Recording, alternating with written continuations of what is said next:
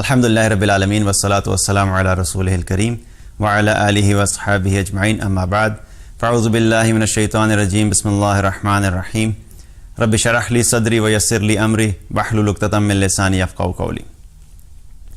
اللہ تعالیٰ نے قرآن میں فرمایا ادعونی استجب لکم، تم مجھے پکارو میں تمہاری دعا کو قبول کروں گا۔ تو یہاں پر ہمیں کیا پتہ لگتا ہے کہ اللہ تعالیٰ نے ایک کمٹمنٹ دے دی ہے کہ جب بھی تم مجھے پکارو گے تو میں تمہاری دعا کو قبول کروں گا۔ ایک روایت میں آتا ہے نبی صلی اللہ علیہ وسلم نے فرمایا الدعاء هو العبادہ، دعا کو ہی آپ صلی اللہ علیہ وسلم نے عبادت کہا کہ دعا جو ہے وہ عین عبادت ہے۔ جیسے ہم نماز پڑھتے ہیں تو نماز بھی عبادت ہے، اور نماز میں بھی ہم دعا کرتے ہیں اہدنا الصراط المستقیم صراط الذین انعمت علیہم غیر المغضوب علیہم ولا الضالین، یہ بھی دعا ہے۔ تو دعا کو اٹسیلف رسول اللہ صلی اللہ علیہ وسلم نے فرمایا کہ یہ بھی عبادت ہے، اور دعا میں اتنی طاقت ہے کہ آپ صلی اللہ علیہ وسلم نے فرمایا، ابن حبان کی روایت ہے کہ تقدیر کو دعا ہی ٹال سکتی ہے۔ حالانکہ تقدیر کے بارے میں ہمارا کیا ایمان ہے کہ جب ہم اس دنیا میں آتے ہیں آنے سے پہلے ہی اللہ تعالیٰ نے ہمارا رزق لکھ دیا ہوتا ہے، اور ہماری عمر کتنی ہوگی، کتنا عرصہ زندہ رہیں گے وہ بھی لکھ دی جاتی ہے، کیا کیا مصیبتیں ہماری زندگی میں آئیں گی وہ بھی لکھ دی جاتی ہیں، کیا کیا پریشانیاں ہماری زندگی میں آئیں گی وہ بھی لکھ دی جاتی ہیں، کیا کیا نعمتیں ہمیں ملیں گی وہ بھی لکھ دی جاتی ہیں۔ اور پھر اس روایت میں کیا آتا ہے کہ پھر قلم جو ہے وہ خشک ہو گئے، اب جو لکھ دیا گیا وہ تبدیل نہیں ہو سکتا۔ لیکن آپ صلی اللہ علیہ وسلم نے فرمایا کہ دعا ایسی چیز ہے کہ جو تقدیر کو بھی تبدیل کر سکتی ہے، تو اتنی طاقت ہے دعا میں۔ اب دعا کے بارے میں آپ صلی اللہ علیہ وسلم نے بہت زیادہ ترغیب دلائی، صحابہ کو بھی بہت زیادہ اس چیز کی ترغیب دی، اور آپ صلی اللہ علیہ وسلم کے اپنا بھی معمول کیا تھا کہ وہ کثرت سے دعا کیا کرتے تھے، اور آپ صلی اللہ علیہ وسلم نے بہت سارے لوگوں کے لیے دعائیں کی، اور اللہ تعالیٰ نے آپ صلی اللہ علیہ وسلم کی دعاؤں کو قبول فرمایا۔ آپ صلی اللہ علیہ وسلم کی اگر ہم سیرت کا مطالعہ کریں تو ہمیں بہت سارے ایسے واقعات ملیں گے کہ آپ صلی اللہ علیہ وسلم نے کسی خاص شخص کے لیے دعا کی اور اللہ تعالیٰ نے قبول فرمائی، یا کسی خاص موقع پہ کسی خاص چیز کے لیے دعا کی تو اللہ تعالیٰ نے قبول فرمائی۔ ابو ہریرہ رضی اللہ عنہ، ان کی جو والدہ تھی وہ مشرکہ تھی، ایمان ابھی نہیں لائی تھیں۔ ایک دن اپنی والدہ کے پاس گئے اور ان کو جا کے اسلام کی دعوت دی۔ جب اسلام کی دعوت دی تو ان کی والدہ نے اسلام کے بارے میں کچھ ایسے کلمات کہے کہ انہیں پسند نہیں آئے۔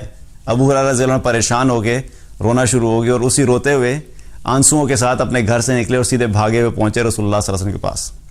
آپ صلی اللہ علیہ وسلم کے پاس پہنچے اور جا کر عرض کیا کہ یا رسول اللہ، میں نے اپنی والدہ کو اسلام کی طرف بلایا اور انہوں نے اسلام کے بارے میں نازیبہ کلمات کہے ہیں، تو آپ میری والدہ کے لیے دعا کر دیجئے۔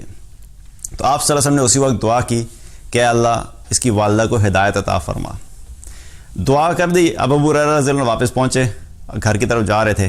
جب گھر پہنچے تو دروازہ بند تھا اور پانی کے گرنے کی آواز آ رہی تھی۔ تو اب وہ پانی کے گرنے کی آواز آ رہی تھی تو اندر سے والدہ نے کہا کہ ابو ہریرہ باہر ہی رکے رہنا، کیونکہ وہ کیا کہہ رہی تھی، وہ غسل لے رہی تھی۔ اب ہمارے گھروں میں تو اس وقت غسل کے انتظامات الگ ہیں نا، واش روم الگ بنا ہوا ہے، کمرہ الگ بنا ہوا ہے۔ پہلے زمانے میں کیا تھا کہ ان لوگوں کے پاس اتنے وسائل نہیں ہوتے تھے، چھوٹے چھوٹے گھر ہوتے تھے، ایک ہی چھت ہے، اسی میں ایک کونے میں کھانے پکانے کا انتظام ہے، ایک جگہ پہ تھوڑا سا سونے کا انتظام ہے، ایک جگہ پہ نہانے کا انتظام ہے۔ تو وہ غسل لے رہی تھی، تو جب وہ غسل لے کے فارغ اندر گئے تو اندر جا کے ابو ہریرہ رضی اللہ عنہ نے بولا کہ ابو ہریرہ مجھے کلمہ پڑھا دو، میں مسلمان ہونا چاہتی ہوں، مجھے کلمہ پڑھا دو۔ انہوں نے کلمہ پڑھایا، اور کلمہ پڑھایا تو خوشی کے آنسو نکلنا شروع ہو گئے۔ پھر انہی آنسوؤں کے ساتھ بھاگے بھاگے رسول اللہ صلی اللہ علیہ وسلم واپس پہنچے کہ یا رسول اللہ، آپ کو میں نے بتانا تھا کہ میری والدہ نے کلمہ پڑھ لیا، مسلمان ہو گئی، اور اللہ تعالیٰ نے آپ کی دعا کو قبول فرما دیا۔ تو آپ صلی اللہ علیہ وسلم نے ان کے حق میں دعا کی اور اللہ تعالیٰ نے ان کی دعا کو قبول فرمایا۔ اسی طریقے سے رسول اللہ صلی اللہ علیہ وسلم نے عمر رضی اللہ عنہ کے لیے بھی دعا کی تھی۔ آپ صلی اللہ علیہ وسلم نے دعا کی اللہ تعالیٰ سے کہ یا اللہ، دو عمر میں سے کسی ایک عمر کے ذریعے سے اسلام کو قوت نصیب فرما۔ عمر ابن الحشام اور عمر ابن الخطاب۔ ابو جہل کا نام کیا تھا؟ عمر ابن الحشام، اور عمر فاروق رضی اللہ عنہ کا نام تھا عمر ابن الخطاب۔ اور ایک روایت میں آتا ہے کہ آپ صلی اللہ علیہ وسلم نے یہ دعا کی کہ یا اللہ، ان دونوں عمر میں سے جو تجھے زیادہ محبوب ہے اس کے ذریعے سے اسلام کو قوت نصیب فرما۔ تو اللہ تعالیٰ نے عمر ابن الخطاب رضی اللہ عنہ کو ہدایت عطا فرمائی، اسلام کی دولت عطا فرمائی، اور عمر رضی اللہ عنہ کے ذریعے سے اسلام کو وہ مقام دے کہ آج 14 سال کے بعد بھی ہم سب جانتے ہیں کہ اللہ تعالیٰ نے عمر رضی اللہ عنہ کے ذریعے سے اسلام کو کتنا زیادہ سربلندی عطا فرمائی۔ تو وہ بھی کیا تھا؟ رسول اللہ صلی اللہ علیہ وسلم کی دعا کا نتیجہ تھا، اور رسول اللہ صلی اللہ علیہ وسلم نے ان کے لیے دعا کی تھی۔ اسی طریقے سے سعد بن ابی وقاص رضی اللہ تعالیٰ عشرہ مبشرہ میں سے ہیں، ان کے لیے بھی آپ صلی اللہ علیہ وسلم نے دعا کی تھی کہ اے اللہ سعد کی دعاؤں کو قبول فرما، سعد کی دعاؤں کو قبول فرما، اور اللہ کے رسول صلی اللہ علیہ وسلم کی دعا قبول ہوئی، اور صحابہ فرماتے ہیں کہ سعد بن ابی وقاص رضی اللہ عنہ مستجاب الدعوات بنے کہ وہ جو بھی دعا کیا کرتے تھے اللہ تعالیٰ ان کی دعا کو رد نہیں کیا کرتا تھا۔ جلیبیب رضی اللہ عنہ ایک صحابی تھے، بہت ہی فقیر فقراء صحابہ میں سے تھے۔ آپ صلی اللہ علیہ وسلم نے ان کے حق میں بھی دعا کی۔ آپ صلی اللہ علیہ وسلم نے ایک تو ان کو بلایا اور ان کو کہا کہ جلیبیب فلاں انصاری کے گھر میں جاؤ اور ان سے کہو کہ وہ اپنی بیٹی کا رشتہ تمہارے ساتھ کر دیں۔ انہوں نے کہا یا رسول اللہ میرے پاس نہ مال ہے نہ حسب نسب ہے، مجھے وہ رشتہ کیوں دیں گے؟ آپ صلی اللہ علیہ وسلم نے فرمایا کہ ان سے جا کے ہو کہ اللہ کے رسول کہہ رہے ہیں کہ اپنی بیٹی کا رشتہ میرے ساتھ کر دیں، یعنی جلیبیب رضی اللہ عنہ کے ساتھ کر دیں۔ جب وہ گئے رشتے کی بات کی تو ان کے والدین کو تھوڑا سا ہوا کہ بھئی جلیبیب کے پاس تو کچھ بھی نہیں ہے، نہ مال ہے نہ خوبصورت ہے نہ کوئی اعلیٰ خاندان ہے۔ آج بھی ہمارے دور میں بھی کیا ہوتا ہے کہ ہم جب کسی لڑکے کے ساتھ رشتہ کرنے لگتے ہیں ہم پہلے کیا چیز دیکھتے ہیں؟ لڑکا مالدار ہے کہ نہیں ہے، کس خاندان سے تعلق رکھتا ہے، اس کی تعلیم کتنی ہے، دیکھنے میں خوبصورت ہے کہ نہیں ہے۔ تو وہ سارے فیکٹرز اس وقت بھی ایسے ہی تھے، تو وہ تو کچھ بھی نہیں تھا جلیبیب رضی اللہ عنہ کے پاس۔ بہرحال شادی ہوگی تو جس وقت شادی ہوئی تو جلیبیب رضی اللہ عنہ کے پاس کچھ بھی نہیں تھا۔ شادی ہوئی تو آپ صلی اللہ علیہ وسلم نے ان کے حق میں دعا کی، ان کے حق میں دعا کی۔ جب شادی ہوگی تو آپ سے دعا کی اللہم صب الخیر علیہم صبا، یا اللہ ان لوگوں کے لیے، ان دونوں کے لیے خیر و برکت کے دروازوں کو کھول دیں۔ تو ایسا ہی ہوا کہ کچھ عرصے کے بعد اللہ تعالیٰ نے ان کو اتنی کشادگی دی کہ انصار عورتوں میں سے جو ان کی بیوی تھی وہ سب سے زیادہ خرچ کرنے والوں میں سے تھی، وہ سب سے زیادہ خرچ کرنے والے تھے۔ کیا تھے؟ اللہ کے رسول صلی اللہ علیہ وسلم کی دعا تھی ان کے ساتھ۔ اسی طریقے سے میدان بدر میں جب غزوہ بدر ہو رہا تھا تو غزوہ بدر میں مسلمان جو تھے وہ بہت کم تعداد میں تھے۔ اب آپ صلی اللہ علیہ وسلم جب غزوہ میدان بدر میں پہنچے تو آپ صلی اللہ علیہ وسلم نے اللہ سبحانہ تعالیٰ کے سامنے دعا کی کہ یا اللہ ان کے پاس کپڑے نہیں ہیں، ان کو پہننے کے لیے کپڑے عطا فرما، یا اللہ ان کے پاس کھانے کے لیے کھانا نہیں ہے، ان کو کھانا عطا فرما، یا اللہ ان کے پاس سواریاں نہیں ہیں، ان کو سواری عطا فرما۔ اب صحابہ جو وہاں پہنچے تھے بہت سارے ایسے صحابہ تھے جن کے پاس چپل بھی نہیں تھے پہننے کے لیے، اور وہ ننگے پاؤں وہاں پہ پہنچے، اور بائی دا ٹائم وہ میدان بدر میں پہنچے تھے ان کے پاؤں زخمی ہو چکے تھے، وہ چل بھی نہیں سکتے تھے، یہ حالات تھے ان کے۔ تو آپ سے جب دعا فرمائی تو غزوہ بدر جب ختم ہوا تو اس وقت تک اللہ کے رسول صلی اللہ علیہ وسلم کی دعا قبول ہو چکی تھی۔ اللہ تعالیٰ نے فتح نصیب فرمائی، اور فتح کے بعد جب صحابہ واپس جا رہے تھے تو انہوں نے کپڑے بھی پہن لیے تھے اچھے، کیونکہ مال غنیمت جو ملا تھا۔ ان کے پاس کھانا بھی اتنا آیا کہ انہوں نے سیر ہو کے کھانا کھایا، اور ہر ایک کے پاس ایک یا دو اونٹ ساتھ لے کر گئے تھے۔ تو اللہ کے رسول صلی اللہ علیہ وسلم کی یہ دعا بھی قبول ہوئی۔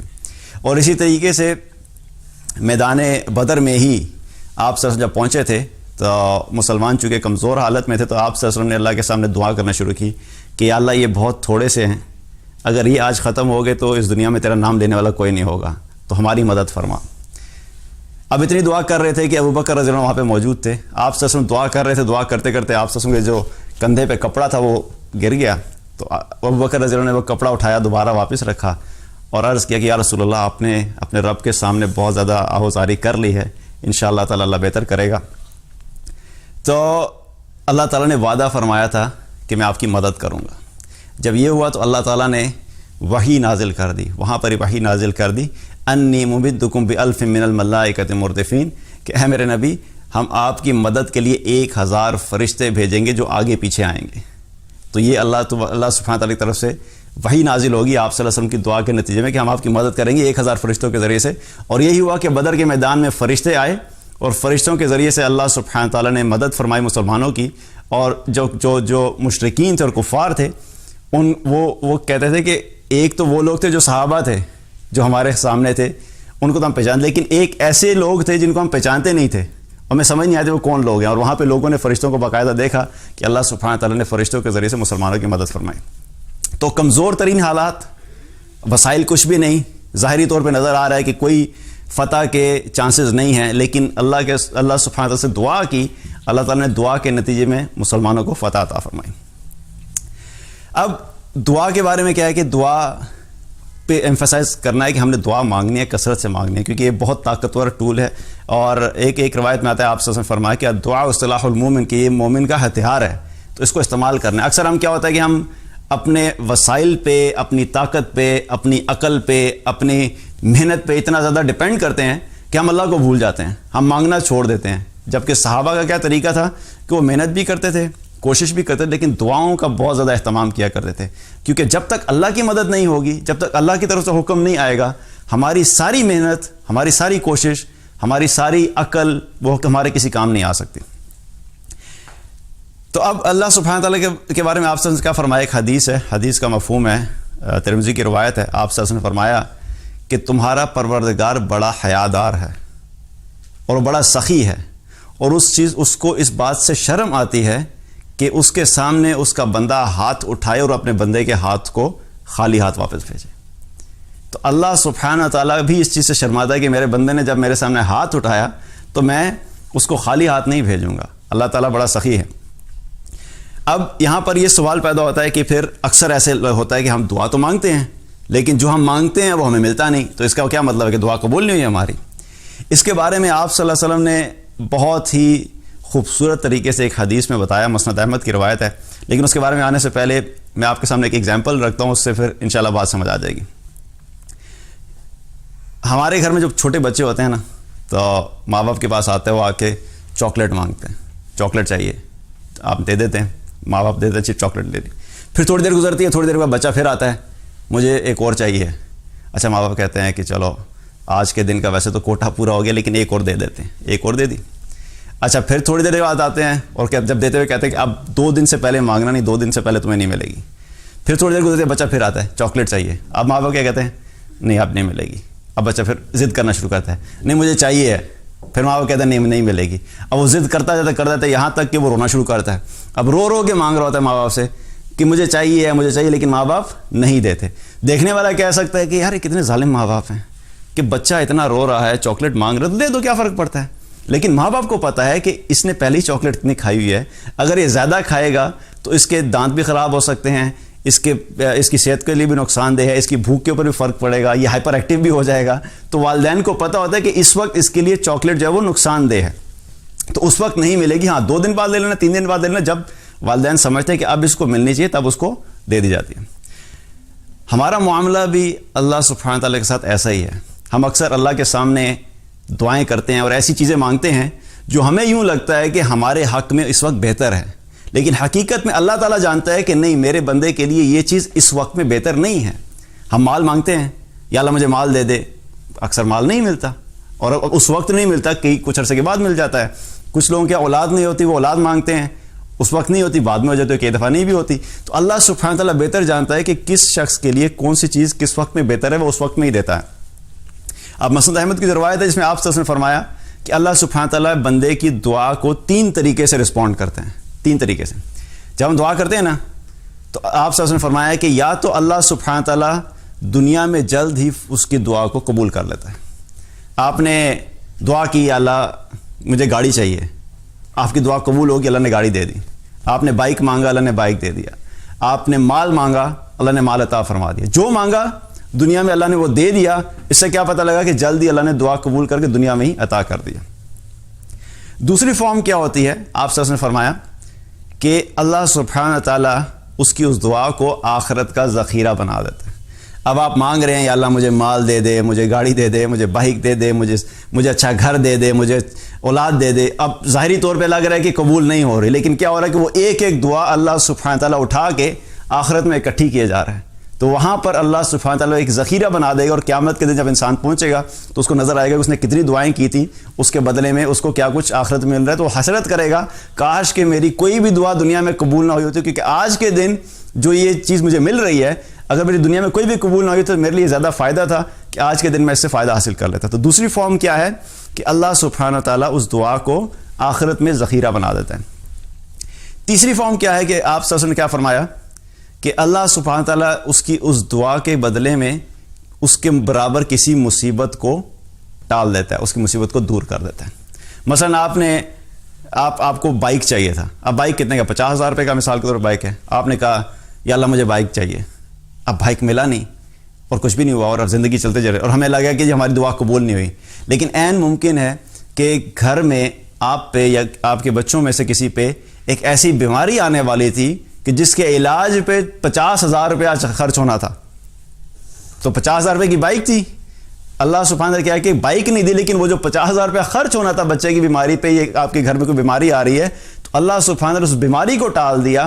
تو کیا پتہ لگا کہ وہ جو چیز مانگی تھی وہ تو نہیں دی، لیکن اس کے بدلے میں اللہ تعالیٰ نے اس مصیبت کو دور کر دیا. تو حقیقت میں کیا ہوا کہ یہ بھی دعا اللہ نے قبول کر کے ہماری مصیبت کو ٹال دیا.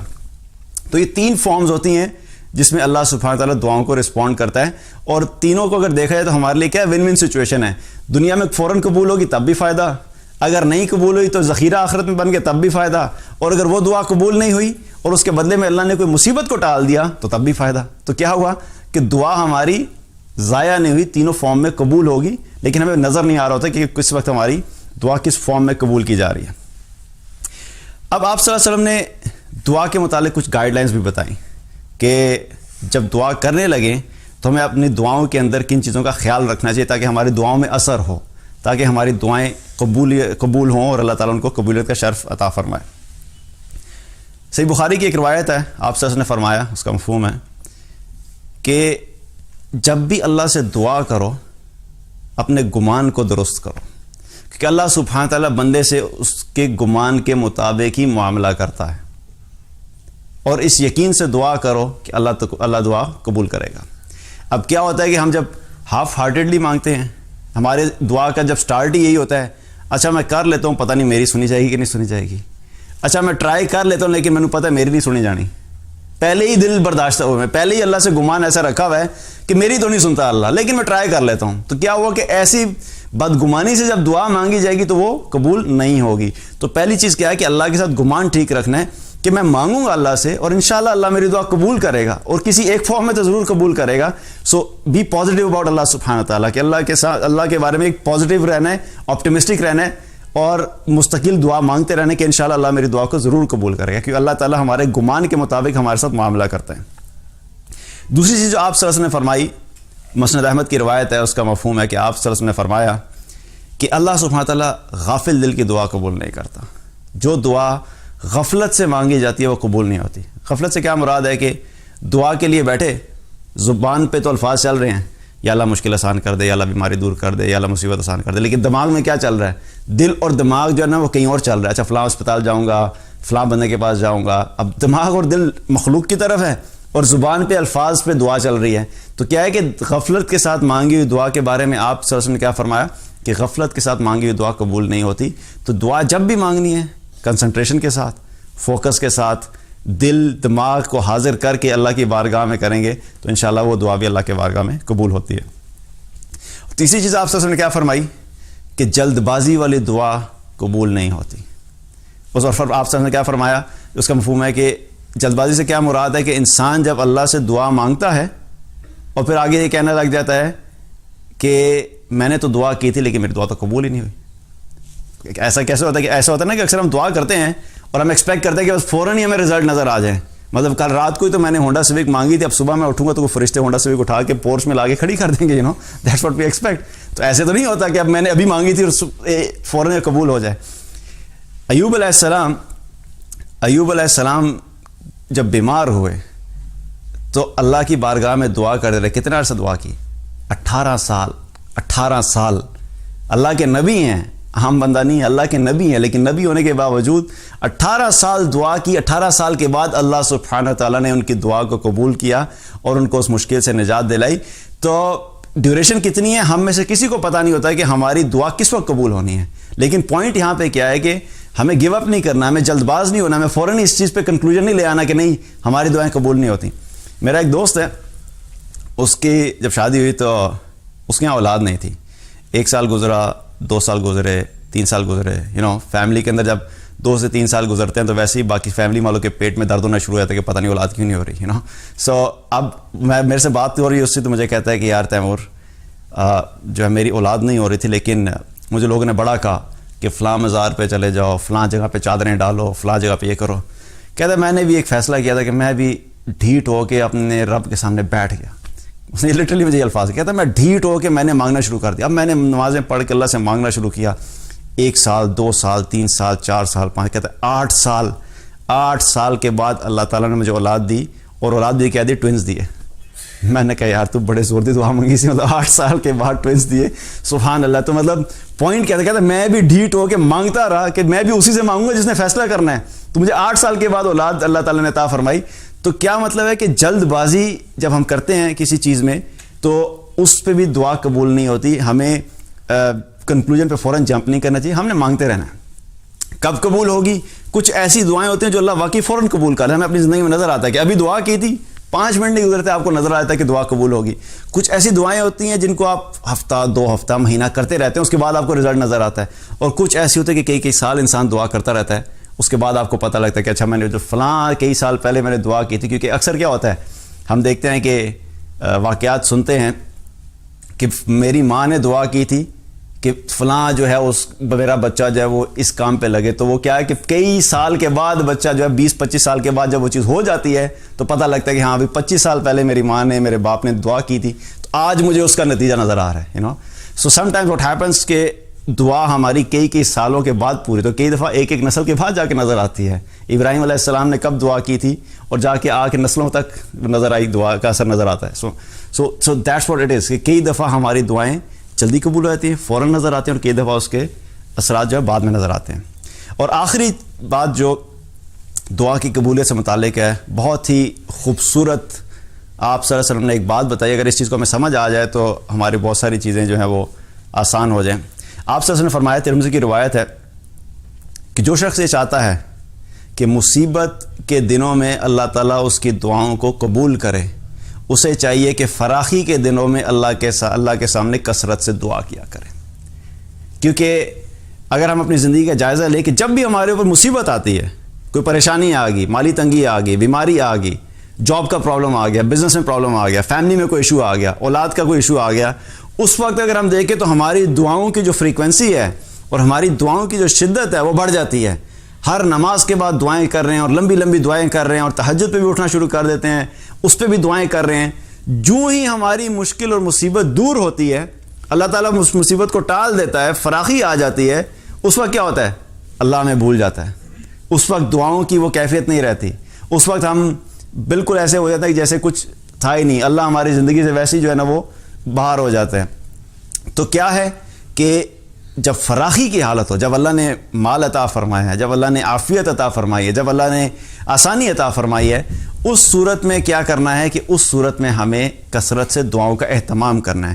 کیونکہ جو شخص فراخی کے دنوں میں اللہ کو یاد رکھتا ہے, تو یاد رکھو کہ اللہ مشکل کے دنوں میں اس شخص کو یاد رکھتا ہے. جو فراخی کے دنوں میں اللہ کو بھول جاتا ہے, پھر مصیبت کے دنوں میں, مشکلات کے دنوں میں بھی اللہ بھی اس کو یاد نہیں رکھتا. اور یہ ویسے بھی دیکھا جائے تو یہ تکبر کی نشانی ہے, کیونکہ اللہ کو ایسے لوگ ناپسند ہیں کہ جو دعا نہیں کرتے. اللہ کو ایسے لوگ ناپسند ہیں کہ جو اللہ سے مانگتے نہیں ہیں, اور اللہ کو ایسے لوگ پسند ہیں جو اللہ سے کثرت سے مانگتے ہیں. چاہے آپ کی ساری اسٹریٹجی اور سب کچھ آپ کے کنٹرول میں بھی ہے, اس کے باوجود اللہ سبحانہ وتعالیٰ یہ دیکھنا چاہتا ہے کہ میرا بندہ میرے پہ ڈیپینڈنٹ ہے, میرا محتاج ہے. اللہ کو یہ بندے کی محتاجی, جو بندہ اپنی محتاجی اللہ کے سامنے شو کرتا ہے, وہ اللہ کو بہت پسند ہے. تو فراخی کے دنوں میں دعاؤں کو کثرت سے کریں تو انشاءاللہ مشکل کے دنوں میں اللہ تعالیٰ آسانی کا معاملہ فرمائے گا اور ہماری دعاؤں کو قبول فرمائے گا.